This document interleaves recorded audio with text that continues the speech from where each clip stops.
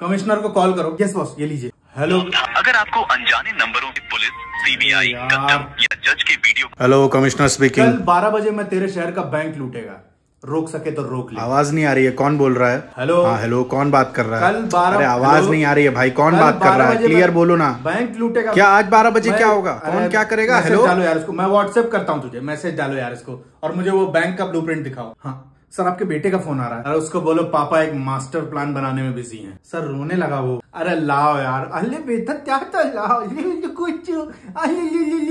Boss ये वो bank का ब्लूप्रिंट, ये तो पिंक है। बॉस वो मेरी ड्राइंग उतनी अच्छी नहीं है तो मैंने अपनी भतीजी से बनवाया है, तो उसके पास जो था वो ये ग्लिटर पेन से बैंक की बिल्डिंग देख के प्लान बनाऊं मैं? Sorry boss. और बॉस वो तेजू डॉन अपने एरिया में वसूली कर रहा है, ये ऐसे बाज नहीं आएगा।